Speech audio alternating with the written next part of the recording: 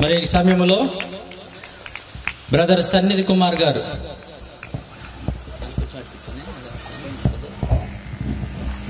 రచించినటువంటి స్వరకల్పన చేసినటువంటి ఒక పాట మరి ఆవిష్కరణ ఉన్నది కనుక ఈ సమయంలో ఒక సీడీ తీసుకురావాలి. వాణి గారు కూడా వేదిక మీదకి రావాల్సిందిగా ప్రభుపేట మనం చేసినాం. సమయం చాలా విలువైనది. ఇక సమయాన్ని మనం చక్కగా సద్వినియోగం చేసుకుందాం. అలాగే మరి దైవజనులు ముఖ్య వాక్యోపదేశకులైన వంశీ గారి ప్రార్థనతో ఈ యొక్క పాటను రిలీజ్ చేద్దాం. సన్నిధి కుమార్ గారు అలాగే సన్నిధి వాణి గారి మధ్య ఈ సమయంలో ఇక్కడ ఉన్నట్లయితే మరి పాట ఆవిష్కరణ దైవజనులు వంశీ అన్న గారు కార్యక్రమం జరిగిస్తారు.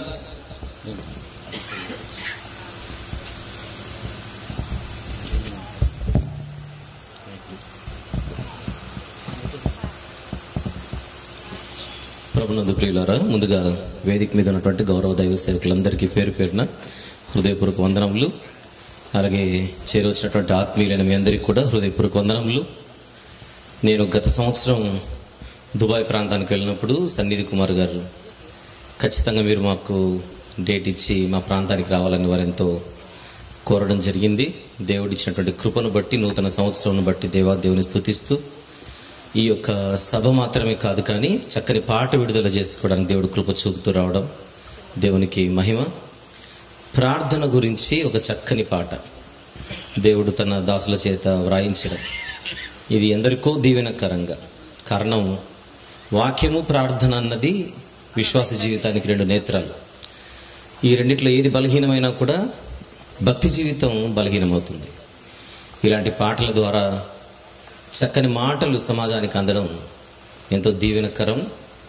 మరి ఈ యొక్క పాట విషయంలో రచనకు సన్నిధి కుమార్ గారిని, అలాగనే గాత్ర పరిచర్యకు సహోదరులు రాజు గారిని, అలాగే సంగీత పరిచర్యలకు సహోదరులు ప్రశాంత్ గారిని, ఇంకా పలువురిని దేవుడు వాడుకున్నందుకు దేవుని స్తుతిస్తూ మనం ప్రార్థనాపూర్వకంగా ప్రార్థన అనేటువంటి పాటను విడుదల చేసుకుందాం. ప్రేమగల తండ్రి, జీవం గల నాయన, పరిశుద్ధుడు అయినటువంటి మహా గొప్ప దేవ, మీరిచ్చిన తలాంతులు మాత్రమే మావి కానీ మా సొంత శక్తి, మా సొంత జ్ఞానము తండ్రి మాకంటూ ఏదీ లేదు మీరిస్తే తప్ప అని మీ సన్నిధిలో మేము ఒప్పుకొనుచున్నాం. మీ దాసులను చక్కగా వాడుకొని చక్కని పరిచర్యలో మీరు నడిపించినందుకు స్తుతులు చెల్లిస్తూ ఆలోచనాత్మకమైనటువంటి మాటలతో కూడుకున్న ఈ పాటను ఆశీర్వదించమని, ఎందరో జీవితాలలో ప్రభువా ప్రార్థనా జీవితాన్ని మరి బలపరుచులాగున ఒక చక్కని సాధనముగా ఈ కీర్తన సమాజంలో నిలిచిపోనట్లుగా సహాయం చేయమని, బలమైన శక్తిగల పవిత్రమైన మీ పాదముల చెంత ఈ పరిచర్యను పెట్టుచు దీవించమని పరిశుద్ధాత్మని సహాయముతో యేసుక్రీస్తు ప్రభువారి మహోన్నతమైన నామములోనే ఈ ప్రార్థన మనవులు మీకే సమర్పించి వేడుకొనుచు పొందుకొనుచున్నాము తండ్రి. ఆమెన్. తండ్రి యొక్కయు కుమారుని యొక్కయు పరిశుద్ధాత్మని యొక్క నామంలో ఈ పాటను మనం విడుదల చేసుకుందాం. అందరూ కూడా చెప్పలు కొట్టుదాం. దేవుడికి ఇచ్చిన తలంతుల ప్రకారం దైవజనులు మా ఆత్మీయ సహోదరులు సన్నిధి కుమార్ గారికి ఇచ్చిన గొప్ప తలంతులు బట్టి ఇది రెండవ పాట అనుకుంటున్నాను అన్నగారు. రెండవ పాట, మొదటి పాట వాక్యం అంటే దేవుడు అని తెలుసుకునే పాట చక్కగా అది దుబాయ్లో ఆవిష్కరించారు. ఈ రెండవ పాట ప్రార్థన ప్రభు అనే పాట. ఈరోజు ఒక పాటను కూడా వీడియో మనం చూద్దాం. లైట్లు ఆపి ఒకసారి ఆ పాట ప్లే చేయవలసిందిగా కోరుచున్నాం. ఈ సమయంలో కానుకల పాట పాడిన తర్వాత ముఖ్య వాక్యోపదేశానికి మనం సమయం ఇద్దాం. మరి ఈస్ట్ గోదావరి నుంచి వచ్చిన వై రాంబాబు గారు, సహోదరులు వై రాంబాబు గారు వచ్చి ఒక ప్రత్యేకమైన పాట పాడుచుండగా ఈ భారమైన పరిచర్య కొరకు మీ వంతు సహకారాన్ని కోరుచు మరి సమయం పాట పాడవలసిందిగా కోరుచున్నాం. సమయాన్ని ఇస్తున్నాం. లోకమంతా మరణించిన ఆత్మకి బాగుండదు, పాపముతో మరణిస్తే ఆత్మకు నరకమే తప్పదు. నీతిమంతుడు రోగముతో మరణించిన ఆత్మకి బాధు దూరమయ్యాక తనపై చూపించే ప్రేమ వ్యర్థం. మంచి కొరకు ఉపయోగించని ధనం ఎంత ఉన్నా సత్యం ఈ భూమిపై బ్రతుకుటి ప్రాముఖ్యం. నిత్యం నిత్యం దేవుని ఆజ్ఞలు నెరవేరిస్తే పరలోకమే నిశ్చయం.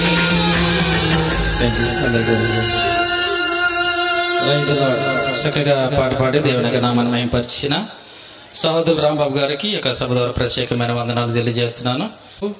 ముఖ్య వాక్యోపదేశం కొరకు దైవజనులు గాడ్స్ విల్ గారు వచ్చి ప్రార్థనలు నడిపించవలసిందిగా ఈ సమయాన్ని వారికి ఇచ్చుచున్నాను. ఈ సమయంలో పాపానికి శాపానికి విడుదల కలుగునుగాక. యేసు క్రీస్తు నామములో మీ ఆత్మ అగ్ని. యేసు క్రీస్తు నామములో ఈ గ్రామం దీవించబడునుగాక. యేసు క్రీస్తు నామములో మీ ఆత్మ అగ్ని అభిషేకం కుమ్మరించబడునుగాక. పాపానికి శాపానికి ప్రజలు విడుదల కలుగునుగాక. ఈ సువర్తమానం ద్వారా యేసు క్రీస్తు నామములో వచ్చిన బిడ్డ దీవించబడును చిత్తబడునుగాక.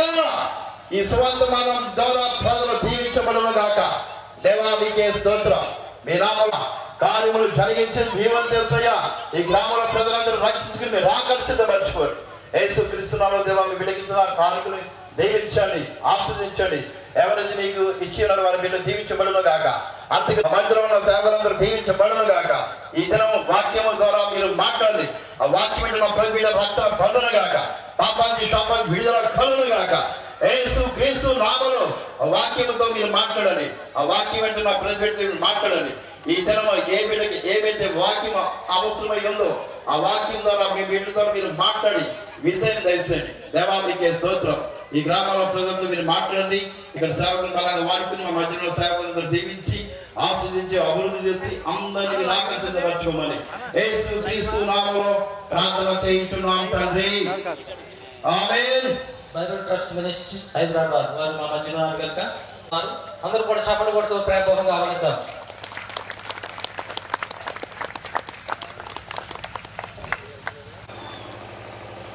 దేవునికి స్తోత్రం.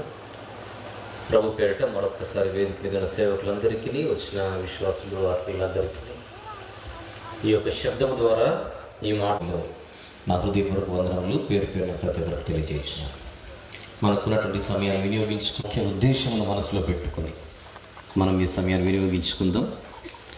యేసుక్రీస్తు రక్షణ సువార్త మహాసభ అను అంశముతో జరుగుతున్నటువంటి ఈ కాపరి గారు మాస్టర్ కె ప్రేమానందం గారికి, వారి కుటుంబానికి, స్థానిక సంఘంలో ప్రత్యేక వందనములు. అలాగే సభాధ్యక్షులు యు శేఖర్ బాబు గారికి మరి ఇటు చక్కని కార్యక్రమానికి ముందుకొచ్చి మరి దుబాయ్ నుంచి ఇక్కడికి వచ్చి ఇటు చక్కని సత్క్రియలో ముఖ్య కీలక పాత్ర పోషిస్తున్నటువంటి సహోదరులు, మంచి పాటకు గాత్ర పరిచయం చేసిన సువార్త గాయకులు పిల్లి రాజు గారికి ప్రత్యేకమైనటువంటి వందనములు. స్పందించేటువంటి మంచి హృదయం మేము కలిగి ఈ హృదయంలో మీ మాటలు నింపుకొని నూరంతలుగా మీ మహిమార్థమై మేము ఫలించుటకు సహాయం చేయమని యేసుక్రీస్తు ప్రభువారి మిక్కిలి శ్రేష్టమైన నామంలోనే పరిశుద్ధాత్మని సహాయం అర్థిస్తూ ఈ కొన్ని విన్నపములు మిక్కిలి ఘనమైన మీ పాదముల చెంత పెట్టి సమర్పించి వేడుకొనుచున్నాము తండ్రి. ఆమేన్. ప్రభునందు ప్రియులారా, మనకున్నటువంటి ఈ రాత్రి ఈ సమయం ఎంతో విలువైంది. మన ముందున్నటువంటి అంశము కూడా అంతకంటే విలువైంది. యేసుక్రీస్తు రక్షణ సువార్త మహాసభ. యేసుక్రీస్తు ప్రభు గురించి బైబిల్లో ఉన్నటువంటి ఒక అద్భుతమైన మాట, మనకు బాగా సుపరిచితమైన మాట. డిసెంబర్ మాసంలో అనగా గడిచిన మాసంలో బాగా మనము చదివిన మాట ఒకసారి చూద్దాం. లూకాసు వార్త 2వ అధ్యాయం. లూకాసు వార్త 2వ అధ్యాయం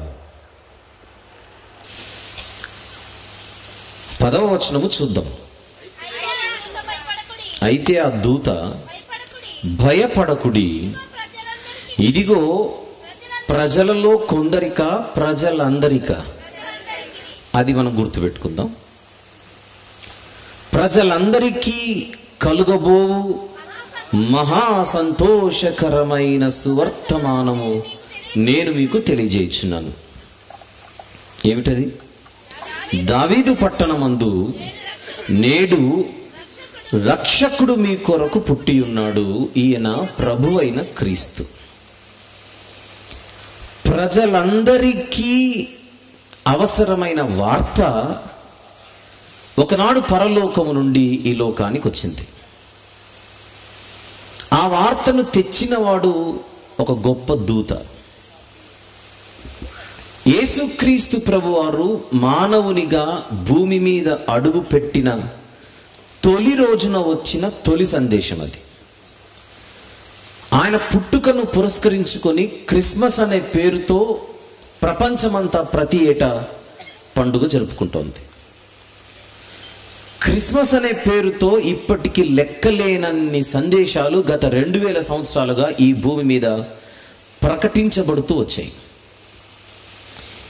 ఇన్ని లక్షల సందేశాలలో కోట్లన్నా కూడా ఆశ్చర్యపోవాల్సిన అవసరం లేదు. లెక్క పెట్టలేనన్ని సందేశాలు ఈ ప్రపంచంలో ఇప్పటికే ప్రకటించబడి ఉండగా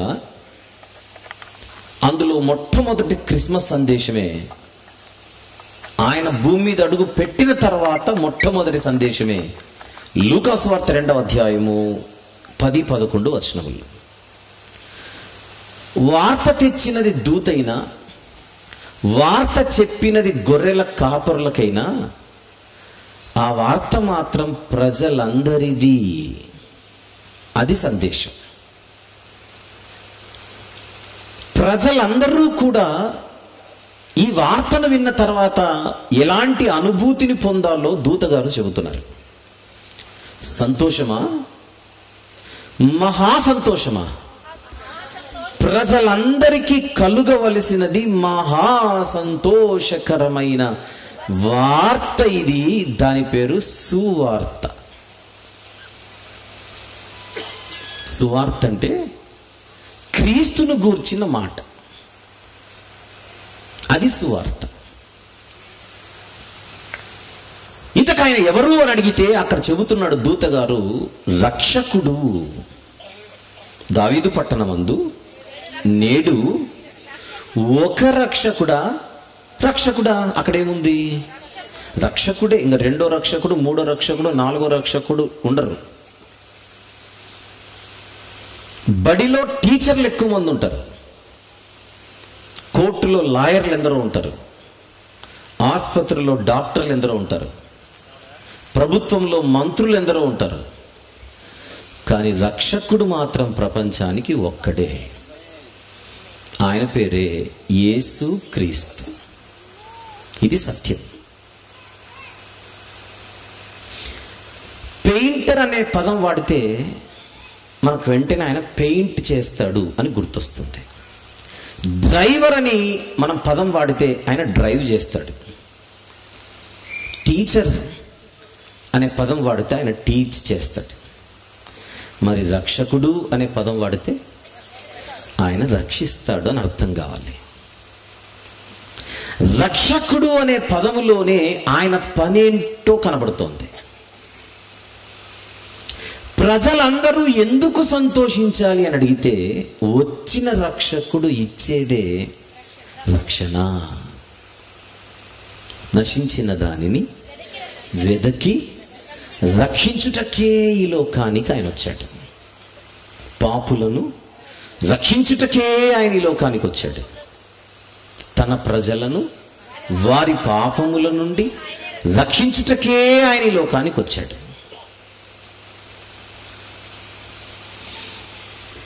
ఈ వార్త ప్రజలందరికీ మహా సంతోషాన్ని కలిగించాలి అని దూత చెబుతున్నాడంటే పరలోకము నుండి ఈ సందేశంలోని భావం ఏమిటి?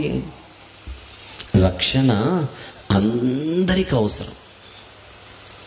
పారాసెటమాల్ టాబ్లెట్ అందరికీ ఏం అవసరం లేదు, జ్వరం వచ్చినోడికి. సారిడాన్ అందరికి అవసరం లేదు, తలనొప్పునోడికి. రక్షణ మాత్రం అందరికీ. ఎందుకు? ఏ భేదమును లేదు, అందరూ మూట కట్టుకున్నారు కనుక. టన్నుల కొద్ది. దాని పేరే పాపము. పాపము వలన వచ్చు జీతము మరణం. విషయం ఏంటంటే మనం నీళ్లు తాగేటప్పుడు అప్పుడప్పుడు ఒంటిపై వస్త్రాలపై ఆ నీటి చుక్కలు పడతాయి. దానిని నీటి మరక అని అంటాం. నీటి మరక పోవాలంటే గాలి తగిలితే చాలు, లేదా ఎండ తగిలితే చాలు, పెద్ద కష్టపడాల్సిన అవసరం లేదు. టీ కానీ కాఫీ కానీ తాగేటప్పుడు అప్పుడప్పుడు కొంచెం చిట్లే అవకాశం ఉంది. అది కాఫీ మరక. నీటి మరక కంటే కొంచెం మొండిది.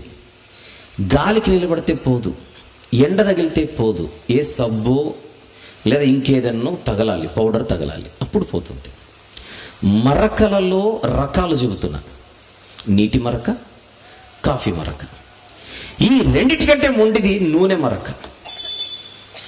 తినేటప్పుడు ఆ కూరలోని నూనె పడితే ఫ్యాన్ ఆన్ చేస్తే పోదు, 5లో పెడితే కుదరదు.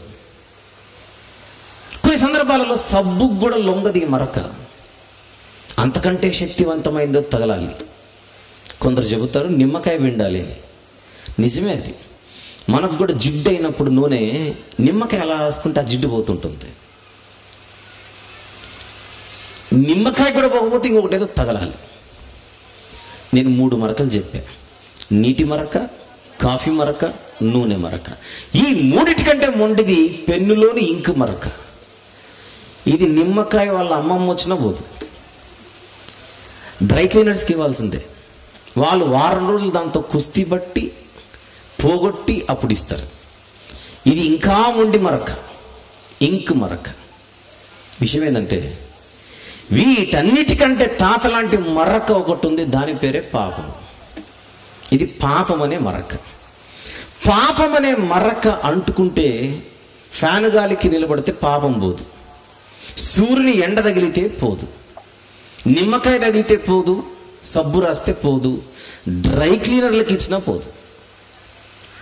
ఈ పాపం అనే మరకను పోగొట్టగలిగే శక్తి ఒక్క యేసుక్రీస్తు ప్రభు శిలువలో కార్చిన రక్తానికి మాత్రమే ఉంది. అందుకే బైబిల్ చెప్పింది, యేసు రక్తము ప్రతి పాపము నుండి మనుషులను పవిత్రులుగా చేయరు. That is the power of the blood of the lord Jesus Christ.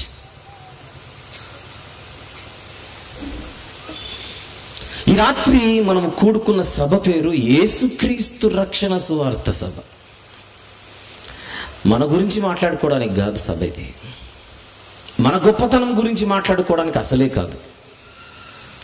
ఈ సమాజానికి, ఈ ప్రపంచానికి యేసుక్రీస్తు ప్రభు యొక్క అవసరత ఎంతుందో గుర్తు చేయడానికి ఏర్పాటు చేసిన సభ ఇది.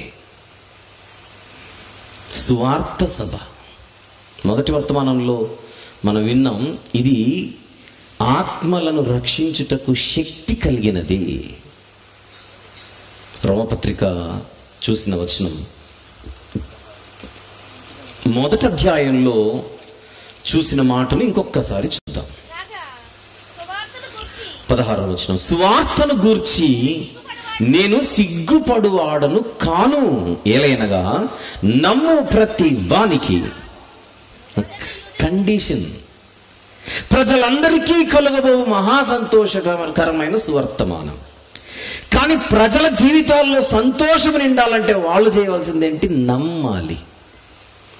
ప్రకటించబడే యేసుక్రీస్తు ప్రభుకు చెందిన రక్షణ సువార్తను ఎవరైతే నమ్మెదరో వారికి రక్షణ కలుగు చేయుటకు అది దేవుని శక్తి అయి ఉన్నది. యూదుడా, గ్రీసు దేశస్థుడా, దాసుడా, స్వతంత్రుడా, యజమాన, స్త్రీనా, పురుషుడా అనే భేదం లేదు.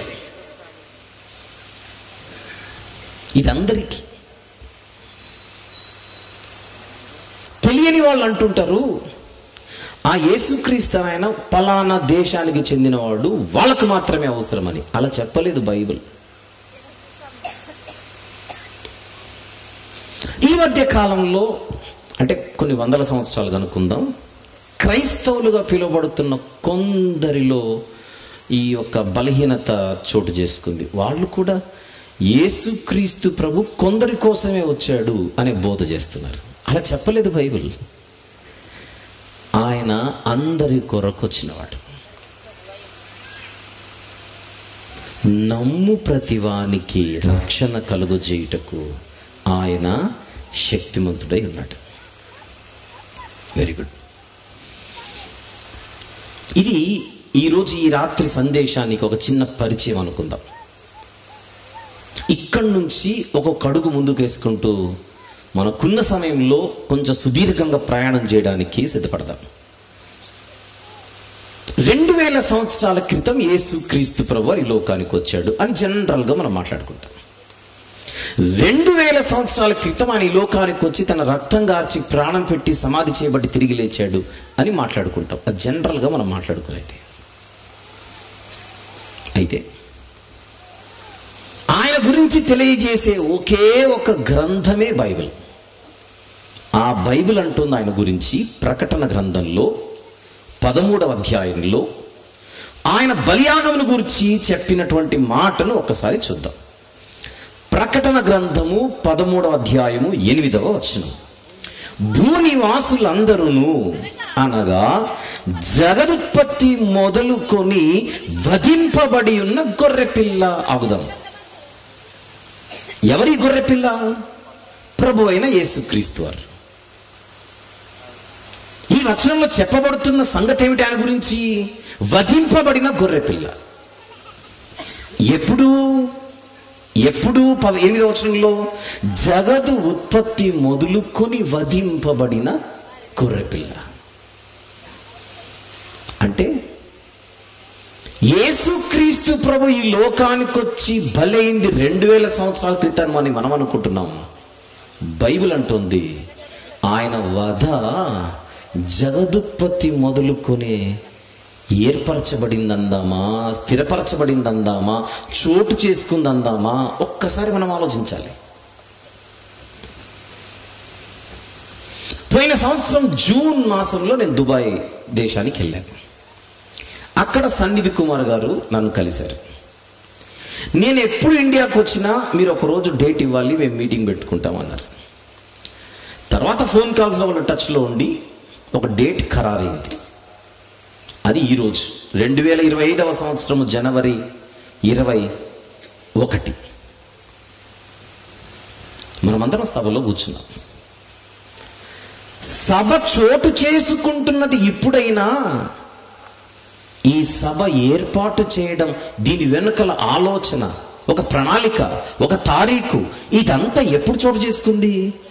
కొన్ని నెలల కిందటే జగదుత్పత్తి మొదలుకొని కాదు, సభ గురించి కొన్ని నెలల కిందట. అంటే కొన్ని నెలల కిందటే సభ రూపకల్పన చేయబడింది. ఉద్దేశం ముందే ఉంటుంది, ఆలోచన ముందే ఉంటుంది, దాని నెరవేర్పు ఎప్పుడో జరుగుతుంది. ఇది మనకు అర్థమైతే జగత్తు పునాది వేయబడక మునుపే భూమి మీద ఈ బలియాగము జరగాలని ఒక ఆలోచన అన్నది ఉంది.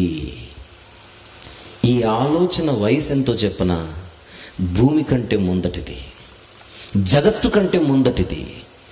ఈ సృష్టి పుట్టుకకు ముందే చరిత్రలో ఈ ఆలోచన ఉంది, ఈ ప్రణాళిక ఉంది, ఈ ఉద్దేశం ఉంది, ఈ సంకల్పం ఉంది. ఇది సృష్టిని చేసిన సృష్టికర్త యొక్క సంకల్పం.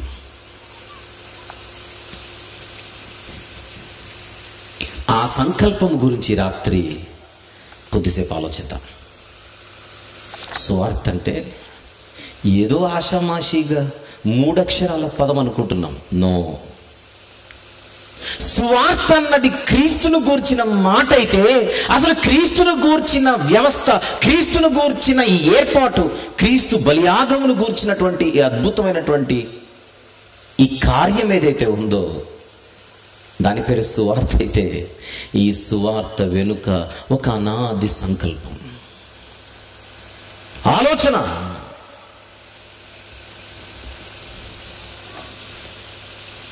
ఒక్కసారి యెషయా గ్రంథంలో ఒక మాట చూద్దాం. 46వ అధ్యాయం యెషయా గ్రంథము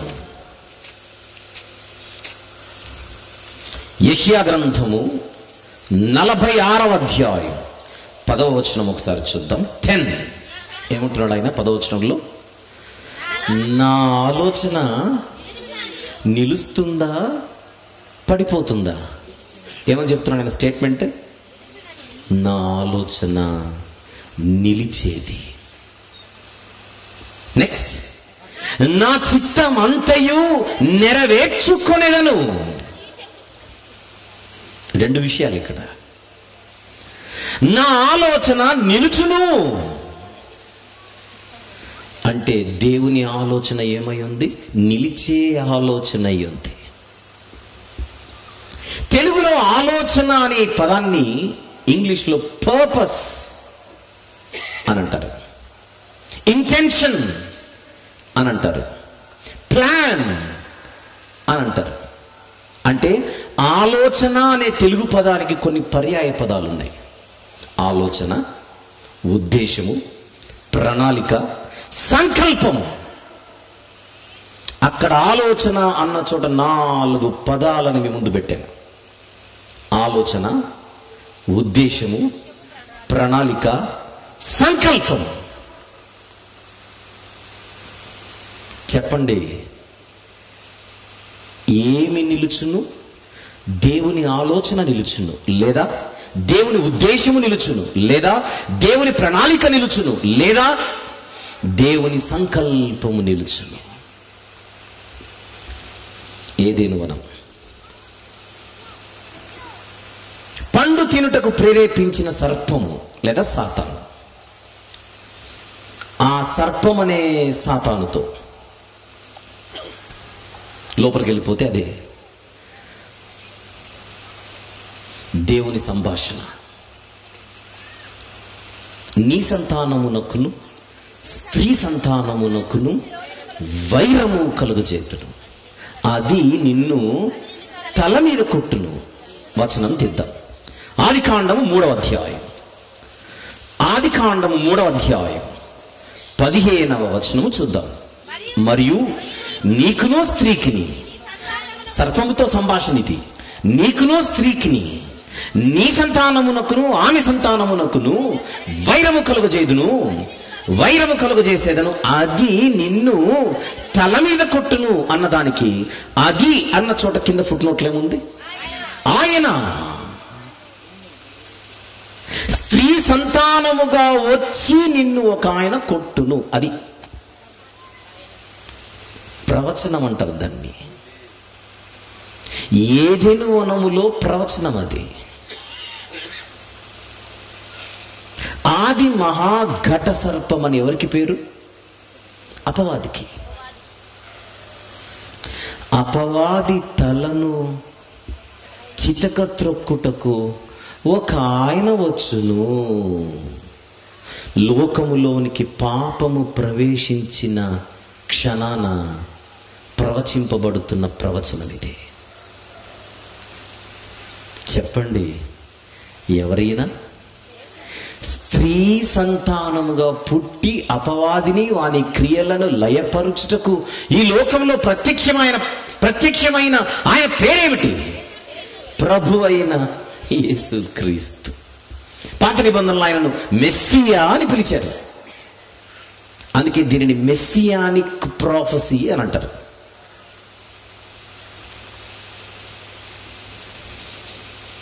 ప్రవచనాలలో 2 రకాలు ఉంటాయి, చాలా రకాలు ఉంటాయి. అందులో ప్రస్తుతానికి ఒక 2 రకాలు: ప్రత్యక్ష ప్రవచనాలు, పరోక్ష ప్రవచనాలు. చూడగానే ఇది ప్రవచనం రా అని అనిపించే ప్రవచనాలు, వాటిని మనము ప్రత్యక్ష ప్రవచనాలు అని పిలవచ్చు. చూడగానే అనిపించేది కానీ లోపలికి వెళ్తే అనిపిస్తుంది, అవి పరోక్ష ప్రవచనాలు. ఇప్పుడు మనం చూస్తున్నది ఒక ప్రత్యక్ష ప్రవచనం. దీని కొరకు పెద్దగా తలకిందులు తపస్సు చేయాల్సిన అవసరంలా. ఆది మహాఘట సర్పమును చితక త్రొక్కడానికి లోకానికి పాత నిబంధనలో రాబోచున్నది ఎవరు అని అడిగితే పసిపిల్లని అడిగినా చెబుతారు మెస్సియా అని. మానవుల మధ్య మొట్టమొదట ఓపెన్ చేయబడిన ఒక అద్భుతమైన దేవుని సంకల్పం. మెస్సియా ఈ లోకానికి రావాలి. నేను మెస్సి అనగానే మనకు గుర్తు రావాల్సిన మరొక పేరేమిటి? యేసుక్రీస్తు. అది మర్చిపోకూడదు. పాత నిబంధనలు ఆయన ఏమని పిలిచారు? మెస్సియా. మెస్సియా ఈ లోకానికి రావాలన్నది ఏ ఆలోచన అయితే దైవాలోచనగా దైవ సంకల్పముగా ఉన్నదో అది మొట్టమొదట ఏదెను వనంలో ప్రవచింపబడింది. యెషయా గ్రంథం 46:10 మర్చిపోకండి. ఏమన్నారు దేవుడు? నా ఆలోచన నిలుస్తుందే గాని అది ఓడిపోతుంది. సాతాను అన్నవానికి దేవుడు ముందే క్వశ్చన్ పేపర్ ఓపెన్ చేశాడు. దాన్ని క్వశ్చన్ పేపర్ లీక్ చేయడం అంటారు మన భాషలో. ఆయన వస్తాడు, వచ్చేది కూడా ఎలా వస్తాడు? స్త్రీ సంతానముగా వస్తాడే కానీ పైనుంచి ఏమి కిందికి దిగి ప్రత్యక్షం కాడు. అది కూడా చెప్పాడు. స్త్రీ సంతానముగానే పుడతాడు.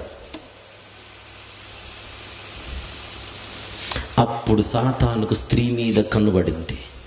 ఈమె కడుపున పుట్టినోడు ఎవడు కూడా బాగుపడకూడదు, ఈమె కడుపున పుట్టిన ఎవడు కూడా గొప్పగా బతకూడదు అని ఆ స్త్రీకి పుట్టిన మొదటి బిడ్డని తన ఖాతాలోకి వేసుకున్నాడు. కయీను అతని పేరు. రెండవ బిడ్డ గొప్పగా బతుకుతున్నాడు. అలాగైతే ఈ మనిషి భూమి మీద బతకూడదు. బతికుంటే నా వెనుక ఉండాలి, నా వెనుక లేకపోతే సచ్చి తీరండి. ఇది సాతాను ఆలోచన. కయీను తన సంబంధిగా మార్చుకున్నాడు. కయీనును హేబేలు భూమి మీద బతకకుండా చంపించేశాడు. ఇక్కడ గమనించాల్సింది ఏంటో చెప్పనా? స్త్రీ సంతానముగా ఎవడు పుట్టినా వాడు బతికితే నా కొరకు బతకాలి. ఒకవేళ దేవుని కొరకు బతకాల్సి వస్తే భూమి మీద ఉండకూడదు. ఎందుకు ఇదంతా? అసలు ఆయన ఈ లోకానికి రాకూడదు. ఆదికాండం 3:15 ఒక ఆయన వస్తాడని ముందే చెప్పాడుగా, ఆయన రాకూడదు. ఆయన రాకుండా చేయాలి. అందుకొరకు స్త్రీ సంతానాన్ని నేను పట్టుకోవాలి. దేవుడు విసురుతున్న సవాల్ ఏమిటి? నా ఆలోచన నిలుస్తుందే కానీ ఓడిపోతుంది. నువ్వు ట్రై చేయి. అక్కడ తాగలేదు దేవుడు. ఇంకా ముందుకెళ్తే ఆదికాండము 12వ అధ్యాయానికి వచ్చేసరికి సాతానుకి ఇంకా క్లూ ఇచ్చాడు. చెప్పనా ఏమిటి ఆ క్లూ? ఆదికాండము 12వ అధ్యాయం 3వ వచనం చూద్దాం. నిన్ను ఆశీర్వదించు వారిని ఆశీర్వదించేదను. ఎవరితో ఈ మాట? అబ్రహాము గారితో. నిన్ను దూషించు వారిని శపించేదను. భూమి యొక్క సమస్త వంశములు నీ యందు ఆశీర్వదించబడునని అబ్రహాము గారికి ఒక వాగ్దానం చేశాడు. అక్కడ మరొక క్లూ దొరికింది సాతానుకి. అంటే వచ్చేవాడు స్త్రీ సంతానంలో నుంచి వస్తాడు. నెంబర్ 2, ఆ వచ్చేవాడు అబ్రహాము సంతానంలో నుండి వస్తాడు. ఎందుకు? భూలోకములోని సమస్త వంశములు ఆశీర్వదించబడాలనంటే మెస్సియా రావాలి. ప్రజలందరికీ కలుగబోవు మహా సంతోషకరమైన సువార్తమానం. అది ఎక్కడ? లూకా సువార్తలు వచ్చింది అనుకుంటున్నాం. ఆది కాండం నుండే స్టార్ట్ అయింది సువార్త ప్రకటన. సువార్త ప్రకటన ఎక్కడ స్టార్ట్ అయింది? ఏదెను వనములో. సువార్త అంటే క్రీస్తును గూర్చిన మాట. క్రీస్తును గూర్చిన మాట ఎక్కడ ప్రారంభమైంది? తొలి రోజుల్లోనే ఏదెనులో.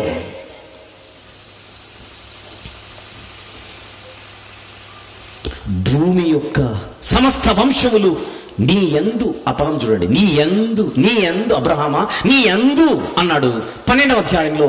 ఒక్కసారి అది అలానే మనసులో పెట్టుకొని నీ యందు అనే పదం మనసులో పెట్టుకొని 22వ అధ్యాయానికి వద్దాం. ఆది కాండం 22:18. ఆది కాండం 22వ అధ్యాయం 18వ వచనం. మరియు నీవు నా మాట వినినందున భూలోకములోని జనములన్నీ నీ యందు అన్నాడు. ఇక్కడ 12వ అధ్యాయంలో నీ సంతానము వలన ఆశీర్వదించబడునని ఆయన ప్రమాణం చేస్తున్నాడు. More clarity. కాలం గడిచే కొద్దీ స్పష్టత పెరుగుతోంది సువార్తలో. నంబర్ 1 స్త్రీ సంతానంలో పుడతాడు. నంబర్ 2 అబ్రహాము సంతానములో వస్తాడు. నీ యందు అంటే అబ్రహాం అని కాదు, అక్కడ అబ్రహాం యొక్క సంతానము వలన. అబ్రహాం అబ్రహాము సంతానము అని ఉందా, సంతానములు అని ఉందా? 18వ వచనం వన్స్ అగైన్, 22వ అధ్యాయం 18వ వచనం. మరియు నీవు నా మాట వినినందున భూలోకములోని జనములన్నీ నీ సంతానముల వలననా, నీ సంతానము వలననా. ఏముంది అక్కడ? నీ సంతానము ఒకడే, నీ సంతానములు కాదు, నీ సంతానము వలన ఆశీర్వదించబడను. ఇంతకా సంతానం ఎవరు? గలతీ పత్రికలో చూద్దాం, 3వ అధ్యాయం 16వ వచనము చూద్దాం. గలతీ పత్రిక పౌలు భక్తుడు మాట్లాడుతూ ఇప్పుడు మనము చూసిన ఆదికాండం 22:18 ఆయన ఎక్స్ప్లెయిన్ చేస్తున్నాడు అక్కడ. 3వ అధ్యాయం 16వ వచనం. అబ్రహామునకును అతని సంతానమునకును వాగ్దానములు చేయబడెను. ఆయన అనేకులను గురించి అన్నట్టు సంతానములకును అని చెప్పక ఒకని గురించి అన్నట్టే నీ సంతానము నాకును అనెను. ఆ సంతానం ఎవరు? క్రీస్తు. ఎంత అద్భుతం ఉంది బైబిల్. అంటే ఆదికాండం 22:18లో ఉన్న సంతానం ఎవరో కాదు, మెస్సియా, క్రీస్తు. ఆ క్రీస్తు వలన భూలోక జనములన్నీనా, జనములలో కొన్నినా, అన్నీ. చూడండి, సువార్త మారలా. సమస్త వంశములు అన్నాడు 12వ అధ్యాయంలో, జనములన్నీ అన్నాడు 22వ అధ్యాయంలో, ప్రజలందరికీ అన్నాడు దూత లూకా సువార్త 2లో.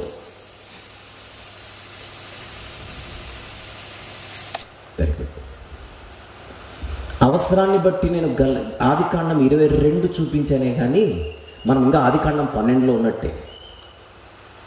ఆదికాండం 12లో సాతానుకు దొరుకుతున్న క్లూ ఏమిటి? అబ్రహాము ఫ్యామిలీ నుంచి వస్తాడన్నమాట, నన్ను కొట్టేవాడు. ఆదికాండం 12వ అధ్యాయంలో అబ్రహాము గారి భార్య పేరేమిటి? శారమ్మ. అప్పుడు అర్థమైంది ఎవరికి. అంతెందుకు 12 నుంచి 15వ అధ్యాయానికి వద్దాం ఒకసారి. 15 ఆదికాండము 15వ అధ్యాయం 4వ వచనం చూద్దాం. యెహోవా వాక్యం అతని యొద్దకు వచ్చి, ఇతడు నీకు వారసుడు కాడు, నీ గర్భవాసమున పుట్టబోచున్నవాడు నీకు వారసుడగును.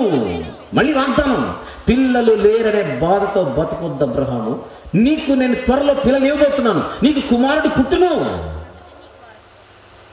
చెప్పండి, ఆదికాండం 15వ అధ్యాయంలో అబ్రహాము గారి భార్య ఎవరు? శారమ్మను. అంటే నీకు ఒక కుమారుడు పుడతాడు అని అంటే దాని అర్థం ఏంటి? నీకు శారా గారికి ఇద్దరికి కలిపి బిడ్డ పుడతాడు. అడికి అర్థమై వెంటనే శారమ్మ దగ్గరికి వెళ్ళాడు. నీకు పిల్లలు పుట్టరు, ఇంకొక ఆమెను ప్రపోజ్ చేయి, ఆమె ద్వారా కంటాడు, నువ్వు మాత్రం సైలెంట్గా ఉంటావు. ఇప్పుడు శారమ్మను నడిపించింది ఎవరు అనుకుంటున్నారు? 16వ అధ్యాయంలో వాడే. ఎందుకు? ఆడికి బాగా తెలుసు దేవుని సంకల్పము అబ్రహాము ఫ్యామిలీలో ఉంది, అది నిలవకూడదు, అది చెరిగిపోవాలి. చెరిగిపోవాలంటే శారమ్మ సైలెంట్ అయిపోవాలి అని ఆమెను వెనక్కి లాగాడు. హాగర్ను ముందు పెట్టాడు, బిడ్డ పుట్టాడు. ఇప్పుడు విషయం ఏంటంటే అబ్రహాము గారి ఫోకస్ అంతా ఇష్మాయిల్ పైన ఉంది. అప్పుడు మళ్ళీ దేవుడు వచ్చాడు 17వ అధ్యాయం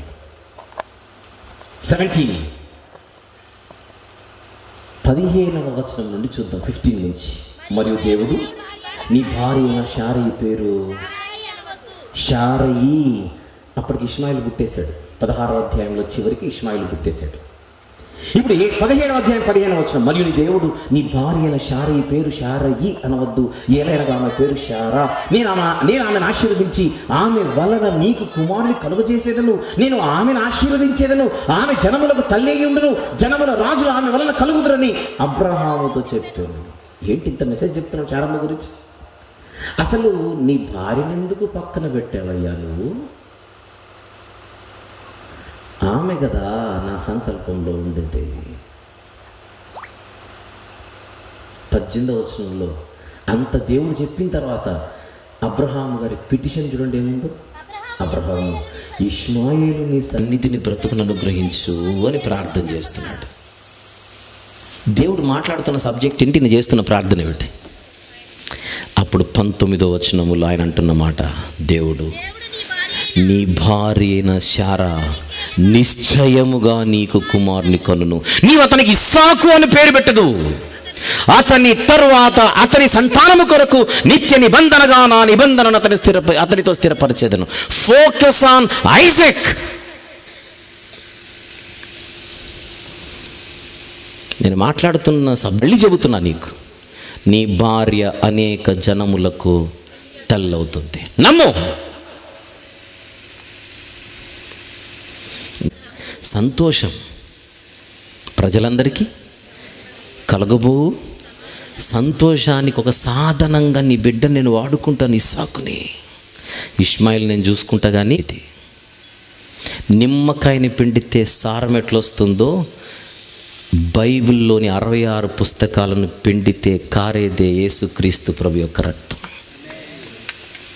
క్రైస్ట్ సెంటర్డ్ బైబిల్ ఇది.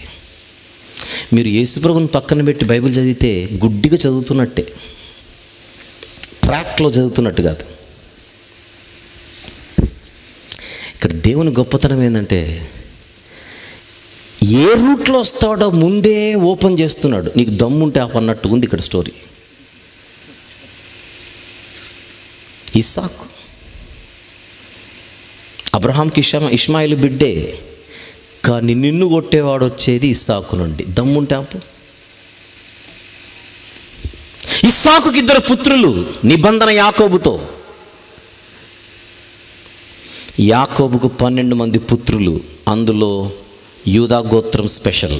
చూద్దాం 49వ అధ్యాయం, ఆది కాండము 49వ అధ్యాయం 8 నుంచి 10 వచనములు చూద్దాం.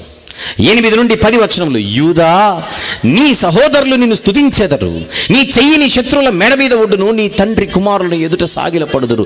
యూదా కొదమ సింహము.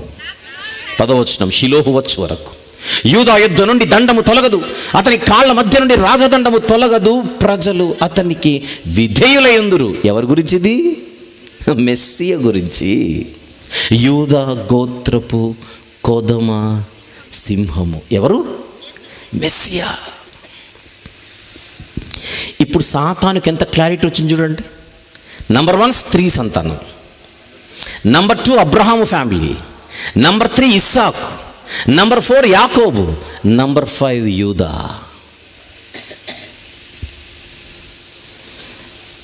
ఎవడైనా శత్రువుకి ఎన్ని క్లూస్ ఇస్తాడా? దేవుడు క్లూస్ ఇచ్చి ఫైటింగ్ చేస్తున్నాడు. అప్పుడు అపవాది ఫరో దగ్గరకు వచ్చాడు. నీ ఐగుప్తు దేశంలో ఒక జనాంగం రోజు రోజుకి విస్తరిస్తోంది. ఆ జనాంగములో నుండి మగబిడ్డలు ఇక మీదట పుట్టకూడదు, పుడితే చంపేయి. అది నిర్గమకాండం తెలుసు మనకు. హెబ్రీయుల స్త్రీలు మగబిడ్డను కంటే మీరు చంపేయాలి అని రాజాజ్ఞ. పాపం అపవాది వర్కౌట్ కాల. ఎందుకు? ఇది చెరగని దేవుని సంకల్పం. పసిబిడ్డలను లేపేయాలనే ఆలోచన అపవాదిది భగ్నమైపోయింది. ఆపలేకపోయారు. విచిత్రం ఏంటంటే అలా నెమ్మదిగా ఇశ్రాయేలీలు రోజు రోజుకి బలపడుతున్న నేపథ్యంలో ఆ ఇశ్రాయేలు జాతి చుట్టూ శత్రువులు పోగైపోయారు. భూరాజులందరూ ఏకమవుతున్నారు. ఈ భూరాజులందరినీ అపవాది రేపుతున్నాడు. ఏమిటి? ఈ జనాంగం అన్నది భూమి మీద ఉండకూడదు.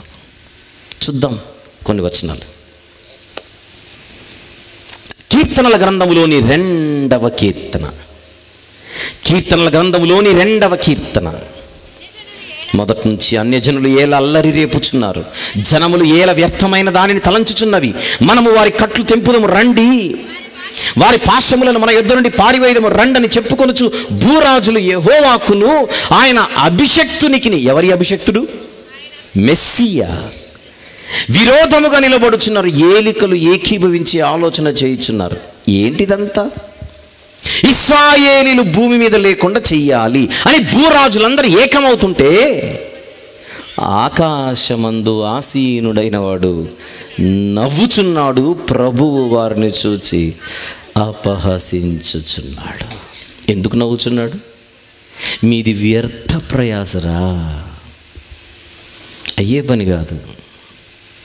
83వ కీర్తన గ్రంథములోని 83వ కీర్తన 2వ వచనం. నీ శత్రువులు అల్లరి చేయుచున్నారు, నిన్ను ద్వేషించువారు తల ఎత్తి ఉన్నారు, నీ ప్రజల మీద వారు కపటోపాయములు పన్నుచున్నారు. ఎవరి ప్రజలు పాత నిబంధనలో? ఇశ్రాయేలీలు. నీ మరుగుజొచ్చిన వారి మీద ఆలోచన చేయుచున్నారు. వారు ఇశ్రాయేలను పేరు ఇకను జ్ఞాపకము రాకపోవునట్లు జనముగా ఉండకుండా వారిని సంహరించుదము రండని చెప్పుకొనుచున్నారు. ఏక మనసుతో వారు ఆలోచన చేసుకుని ఉన్నారు. అంటే పాత నిబంధనలో ప్రపంచ ప్రజలందరి, ప్రపంచ దేశాలందరి, ప్రపంచ రాజ్యాలందరి టార్గెట్ మాత్రం ఒకటే. ఏమిటది? ఇశ్రాయేలీలు అనేవాళ్ళు భూమి మీద ఉండకూడదు. మీరు చెప్పండి, ఇప్పుడు ఈ ప్రపంచ ప్రజలందరినీ రేపుచున్నది ఎవరు? ఇశ్రాయేలీల మీదికి అపవాది. ఎందుకు? ఆ జాతి నుండే నన్ను కొట్టేవాడు రాబోతున్నాడు. మొర్దెకై నాయన నమస్కారం పెట్టలేదట హామానుకి. ఇప్పుడు నీకంతగా కసి తీరాలంటే మొర్దెకైని లేపేయి. కానీ హామాను టార్గెట్ ఏం చేశాడు? ఈ భూమి మీద యూదులే ఉండకూడదు. ఇదెక్కడి విడ్డూరం, ఇదెక్కడి విచిత్రం. ఒక్క మనిషి నీకు నమస్కారం పెట్టకపోతే ఈ జాతే ప్రపంచంలో ఉండకూడదా? అతని పేరు హామాను, లోపలున్నది సాతాను. విచిత్రం ఏంటంటే చక్రవర్తి సంతకం పెట్టేశాడు, రాజముద్ర పడింది. ఒక్కసారి పారసీకుల ప్రభుత్వ ఆమోదం ఎప్పుడైతే పడుతుందో, పారసీకుల సాంప్రదాయం ఏంటంటే రాజముద్ర పడిందంటే రాజు కూడా జరపలేడు. ఉరికొయ్య సిద్ధమైంది మొర్దెకైకి. ప్రపంచంలో ఉన్న యూదా జాతికి చెందిన యూదులు ఎవరు ఇక ఉండడానికి వీలు లేదు. డేట్ ఖరారైపోయింది.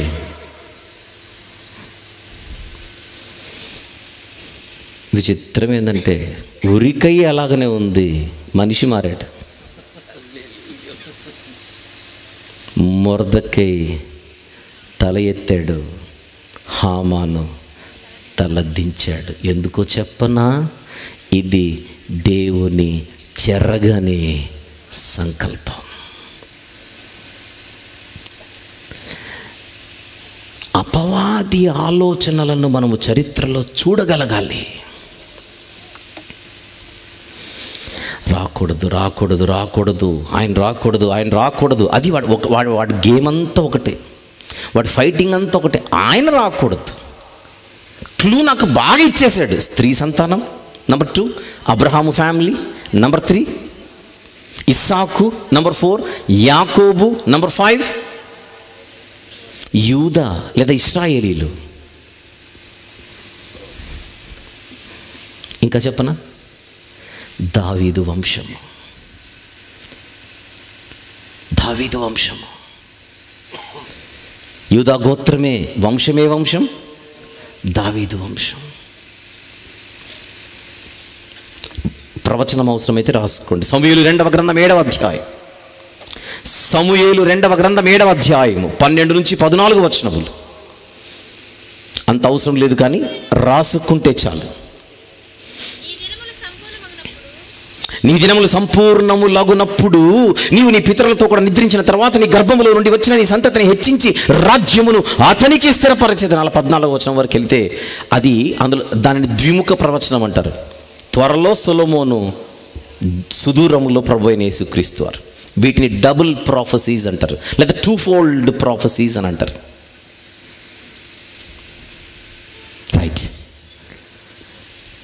దావీదు అన్న ఆయన ఏ గ్రామానికి చెందినవాడు? బేత్లెహేము. అదే బేత్లెహేములో దావీదు పట్టణమందు రక్షకుడు పుట్టాడు. అది జరగకూడదనే కదా ఇంతకాలం వాడు ఫైట్ చేసింది. పుట్టకూడదనుకున్నవాడు పుట్టేశాడు. ఇప్పుడు ఏం చేయాలి? ఇప్పటికైనా మించిపోయింది లేదు. ఆ బేత్లెహేము పరిసర ప్రాంతాల్లో ఉండే పిల్లలను లేపేయాలి. ఇప్పుడు హేరోదును ప్రేరేపించాడు. బేత్లెహేము పరిసర ప్రాంతాల్లో ఉన్న వారిని, పసిపిల్లలను లేపే. కుదరలా. బేత్లెహేములో ఉన్నవాడు ఐగుప్తుకి వెళ్ళిపోయాడు. ఐగుప్తులో ఉన్నవాడు నజరేతుకు వచ్చాడు. నజరేతులోనే పెరిగాడు. ఆయన పేరే నజరేయుడైన యేసుక్రీస్తు. ఆయన బతికున్నప్పుడు ఎన్నోసార్లు చంపాలనుకున్నారు. విచిత్రం ఏంటంటే వాళ్ళు ట్రై చేసిన వర్కౌట్ అవ్వాల. ఎందుకు? ప్రభువు చెప్పాడు, ఎవ్వడు నా ప్రాణమును తీసుకోడు, నా అంతట నేనే నా ప్రాణమును పెట్టుచున్నాను. విషయం ఏంటో చెప్పనా? యేసు ప్రభు మరణించింది ఒక పండుగలో. ఆ పండుగ పేరు పస్కా పండుగ.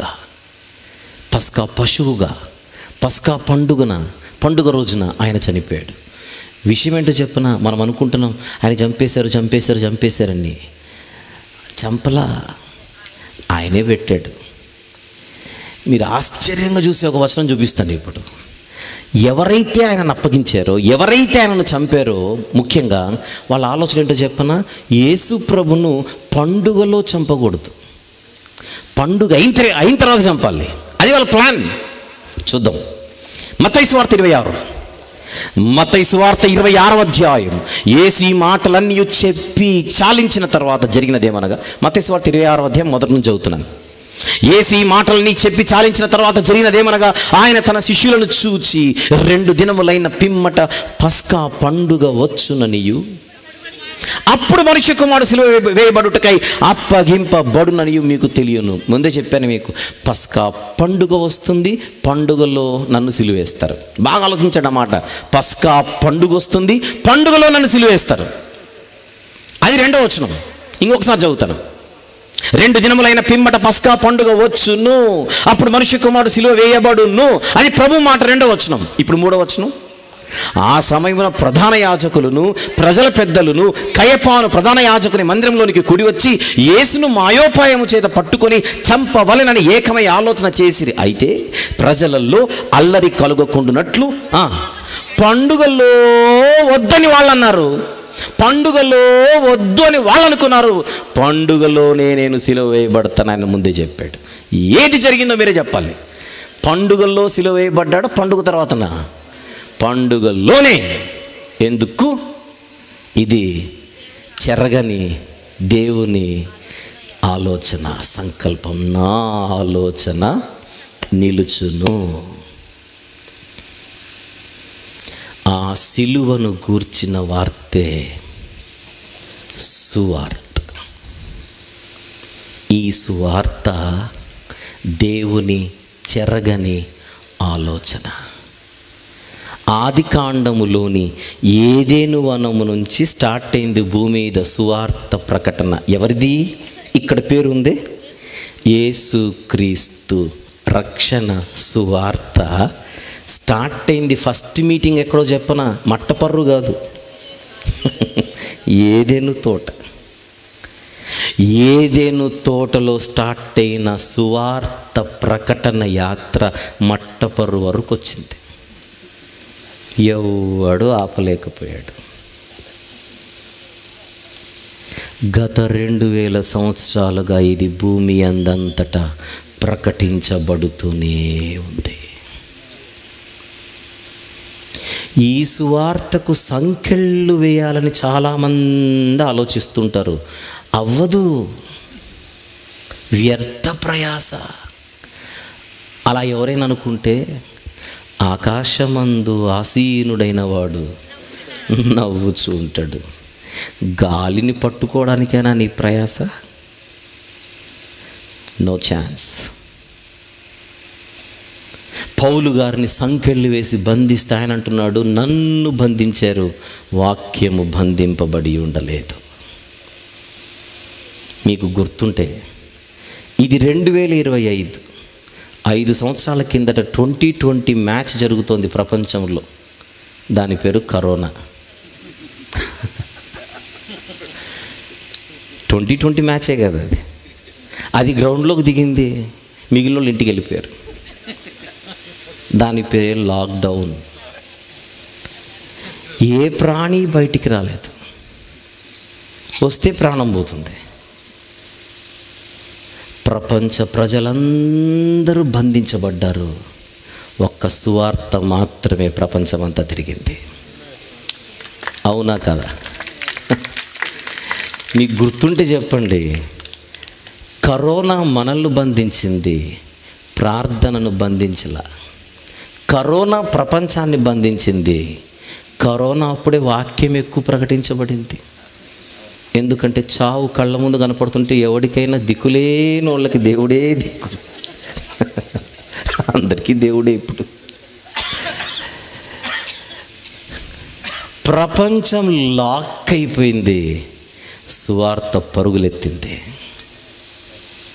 ఎందుకో చెప్పనా? ఇది దేవుని చెరగని సంకల్పం. That is the power of gospel. సువార్తకుండే శక్తి ఏంటనుకుంటున్నారు? దేవుడే. ఈ ప్రపంచాన్ని సువార్త అన్న ఆయుధము చేత దేవుడు రక్షిస్తున్నాడు. సాతానుకే చుక్కలు కనపడ్డాయి చరిత్రలో. పిల్లపాములు లేస్తేలా?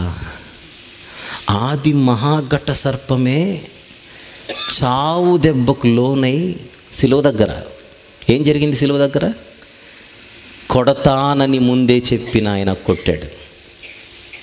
శిలువ దగ్గర సాతానికి ఏం జరిగిందో చెప్పనా? తల మీద ఆది మహాఘట సర్పం యొక్క తల మీద పడిన దెబ్బది. ఏ పాముకైనా తల మీద పడితే కొద్దిసేపు తోకతో డ్యాన్స్ వేయడమే, ఇంకంతకంటే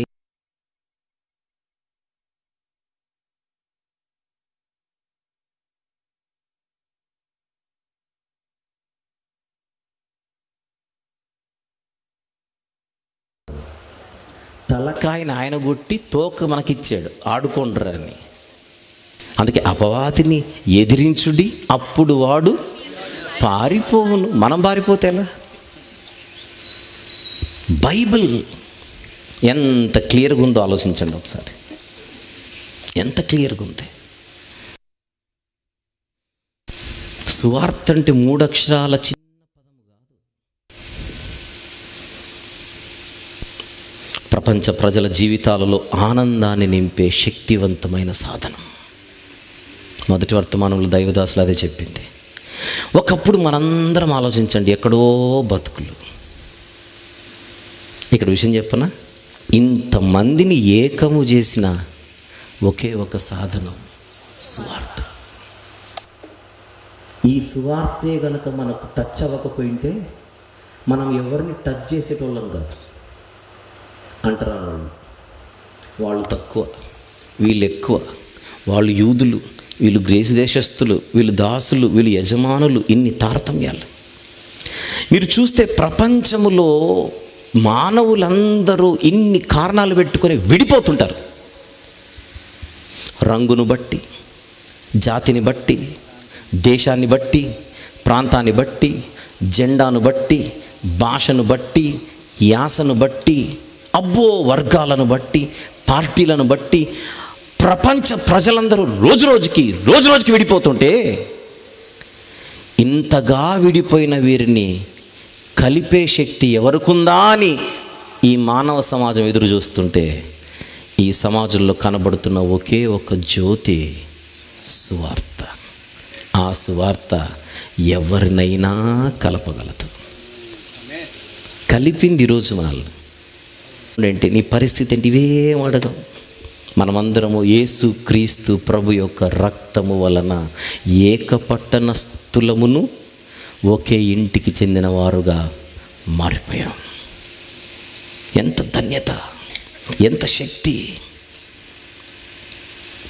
నమ్ము ప్రతివానికి ఇది దేవుని శక్తి అయి ఉన్నది.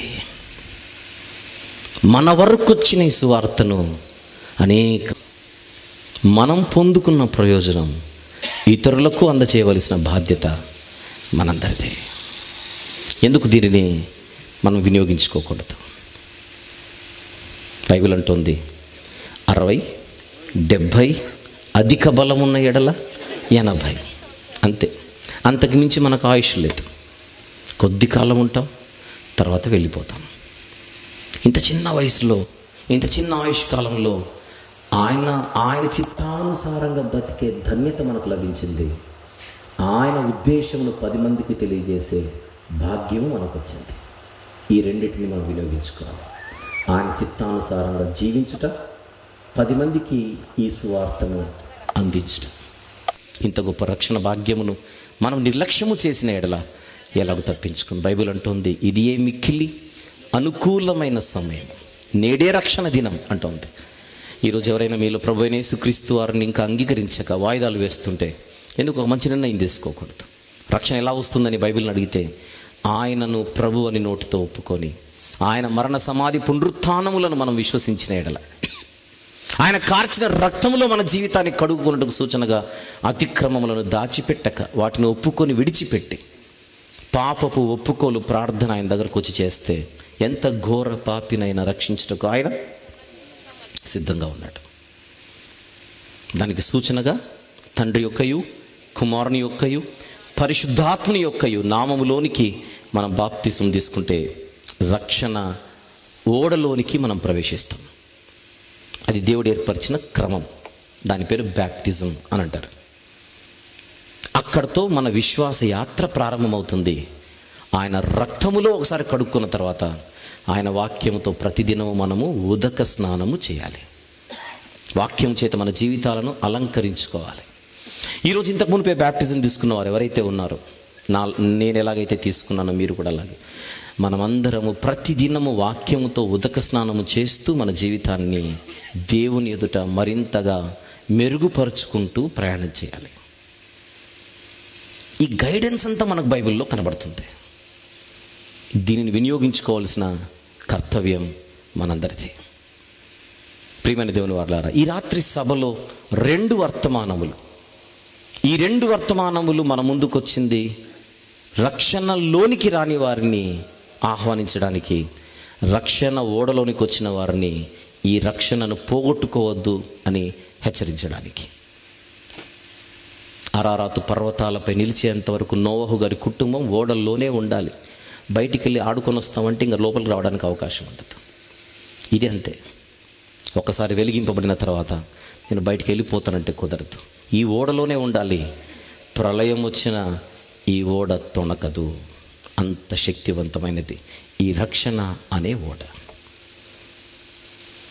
ఈ మాటలు వినిపింపజేయడానికే స్థానికంగా ప్రేమానందం గారు దైవ సేవకులు, వారి మిత్రులు సన్నిధి కుమార్ గారు, అలాగనే మా ప్రియ తమ్ముడు గిద్యోను గారు, వీరందరూ దుబాయ్లో ఉంటూ సభాధ్యక్షులుగా ఉన్నటువంటి శేఖర్ గారు, వీళ్ళందరూ కూడా దుబాయ్లో కలిసి అక్కడ వారు ప్రభు పరిచర్యలో ఉంటూ తిరిగి సొంత దేశానికి వచ్చిన తర్వాత కూడా మేము ఇదే మిత్రబంధముతో, సహోదర ప్రేమతో, సత్క్రియల యందు మేము ఆసక్తి కలిగి ముందుకు సాగాలి అని వారు ఆలోచించి ఇంతమంది మంచి దైవ సేవకులను ఆహ్వానించి, ఇంతమంది విశ్వాసులను ఆహ్వానించి ఏర్పాటు చేసి ఈ మాటలు వినిపించడానికి వారు ముందుకు వచ్చారు. విత్తబడిన ఈ విత్తనాలన్నీ అందరి హృదయాలలో గొప్పగా ఫలించాలి. అలా వ్యర్థమైపోకూడదు. అలాంటి ఒక చక్కని నిర్ణయం మనం తీసుకోవాలి. నేను ముగించే ముందుగా మొదటిసారి మీ మధ్యకు వచ్చాను కనుక ఒక చిన్న పరిచయం చేసుకొని నేను ముగిస్తాను. మేము ఒక బైబిల్ కాలేజ్ నడుపుతూ ఉన్నాం. చర్చ్ మినిస్ట్రీ మాత్రమే కాకుండా ఈ బైబిల్ కాలేజ్ పేరు బైబిల్ అకాడమీ. ఇందులో ఆన్లైన్ బైబిల్ కోర్సులు, ఆఫ్లైన్ బైబిల్ కోర్సులు అనేవి మేము ఆఫర్ చేస్తూ ఉంటాం. ప్రస్తుతానికి ఆన్లైన్, ఆఫ్లైన్ నుంచి లాంగ్ టర్మ్ బైబిల్ కోర్సెస్ నడుస్తున్నాయి. దగ్గర 300 మంది అన్ని ప్రాంతాల నుంచి, south India, north India, America, Israel, అలాగనే ఎమిరేట్స్, సింగపూర్, ఇలాంటి ప్రాంతాలన్నిటి నుంచి ఆన్లైన్లో బైబిల్ కోర్సెస్ చాలామంది అభ్యసిస్తున్నారు. చిన్న పరిచయం చేసి నేను ముగిస్తాను. ప్రతి సంవత్సరం ఒక్కొక్క బ్యాచ్ని మేము తయారు చేస్తూ ఉంటాం. అందులో భాగంగా ఈ సంవత్సరం ఒక బైబిల్ ప్రాథమిక course, Bible basic course, certificate in theology అనేటువంటి పేరుతో ఒక కోర్స్ని మేము ఆఫర్ చేస్తున్నాం. ఇది ప్రాథమిక బైబిల్ కోర్స్ 1 ఇయర్ మాత్రమే ఉంటుంది. 50 తరగతులు ఉంటాయి. ఎవరికైనా, పురుషులైనా స్త్రీలైనా తెలుగు చదవడం రాయడం వస్తే చాలు, వారి ఇంటి దగ్గర నుంచే వారు బైబిల్ నేర్చుకునేటువంటి సదవకాశం. ఈ క్లాసులన్నీ నేనే తీసుకుంటాను పర్సనల్గా. ప్రతి శనివారం సాయంత్రం 5:30 నుంచి ఒక 2 గంటలు లేదా 3 గంటల సేపు క్లాస్ ఉంటుంది. ఈ యొక్క అవకాశం నేర్చుకోవడానికి మీకుంటే మీ ప్రాంతంలో నేను ఒక 2 నంబర్స్ ఇస్తాను, దయచేసి నోట్ చేసుకుని.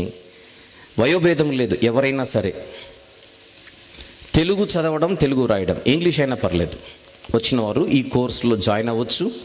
దయచేసి నేను ఒక 2 నంబర్స్ ఇస్తాను.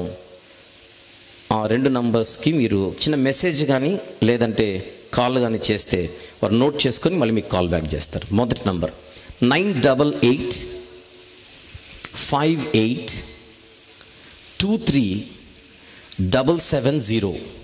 నంబర్ మరొకసారి 98858237770. ఇదొకటి. లేదా 6300043337. నంబర్ మరొకసారి 6300043337. మీరు ఈ 2 నంబర్లు ఏ నంబర్కైనా మీరు ఒక కాల్ చేసినా లేకపోతే ఒక మెసేజ్ పెట్టి, నేను ఈ బైబిల్ కోర్సులో జాయిన్ అవ్వాలనుకుంటున్నాను 2025 బ్యాచ్లో అని మెసేజ్ పెట్టండి. మా ఆఫీస్ నుంచి మీకు ఒక 2-3 రోజుల్లో కాల్ వస్తుంది, వాళ్ళు వివరాలు అందిస్తారు. చక్కగా మీరు జాయిన్ అయిపోవచ్చు. మీ ఇంటి దగ్గరే ఉంటూ మీ పనులు చేసుకుంటూ, ఉద్యోగస్తులైతే ఉద్యోగం, వ్యాపారం అయితే వ్యాపారం, చదువులైతే చదువు చదువుకుంటూ వారంలో ఒక 2 లేదా 3 గంటల సేపు కేటాయించగలిగితే ఎన్నో విషయాలు. ఈరోజు మీరు విన్నటువంటి అంశమంతా, ఈరోజు మీరు విన్న అంశమంతా వేదాంత విద్యలో పితృదేవ శాస్త్రం అని ఉంటుంది, థియాలజీ ప్రాపర్ అని, తండ్రి అయిన దేవుని గురించి. అందులో ఆయనకు సంబంధించిన సుగుణాలలో ఒక గుణం ఉంటుంది. ఆ గుణం పేరు దేవుని సంకల్పం. అందులో ఒక చిన్న బిట్ నేను మీతో షేర్ చేశాను ఇంతవరకు, సువార్తకు సంబంధించి. ఇలాంటివి ఎన్నో అద్భుతమైన లోతైన విషయాలు step by step, course by course నేర్పించడం జరుగుతుంది. అవకాశం ఉన్నవారు, ఆసక్తి కలిగిన వారు వినియోగించుకోవచ్చు. మరొకసారి వేదిక మీద ఉన్న దైవ సేవకులకు, స్థానిక సంఘ కాపరి గారికి, సన్నిధి కుమార్ గారికి, సభాధ్యక్షులకు, అలాగనే ప్రియతమ్ముడు గిద్యోను గారికి, అందరికీ పేరు పేరున నా హృదయపూర్వక వందనములు తెలియజేయచ్చు. ఈ మాటలు ముగిస్తున్నాను. చిన్న ప్రార్థన చేసుకుందాం. ప్రేమగల తండ్రి, జీవం గల నాయన, పరిశుద్ధుడైన మహా గొప్ప దేవ, ఇంత చక్కని వాతావరణాన్ని మాకు అనుగ్రహించి ఈ శ్రేష్టమైనటువంటి మాటలు మేమందరము ధ్యానించుటకు మీరిచ్చినటువంటి ఇంత గొప్ప భాగ్యమును బట్టి స్తుతులు చెల్లిస్తూ ఉన్నాం. విత్తబడిన ప్రతి మాట అందరి హృదయాలలో నూరంతలుగా ఫలించుటకు సహాయం చేయండి నాయన. ఈ రక్షణ సువార్తలోని శక్తి మరియు ఆవశ్యకత ఎంతుందో అందరూ గుర్తించి గ్రహించి సువార్త వెలుగు చేత అనేక మంది జీవితాలు నింపుటకు, సాధనాలుగా వాడబడుటకు సహాయము చేయమని ఈ రాత్రి సభకు మీరు సాధనాలుగా వాడుకున్న మీ పిల్లలందరినీ బట్టి స్తుతులు చెల్లిస్తూ వారందరికీ రావాల్సిన ఈవులు గొప్పగా అనుగ్రహించమని మరొకసారి మిమ్మును మాత్రమే స్తుతిస్తూ, మహిమపరుస్తూ, ఘనపరుచుచు యేసుక్రీస్తు ప్రభువారి దివ్యమైన నామములోని ప్రార్థన మనవులు మీకే సమర్పించి వేడుకొనుచు పొందుకొని ఉన్నాము తండ్రి. Amen, amen, amen. ప్రభుపేట అందరికీ వదనములు. Thank you very much.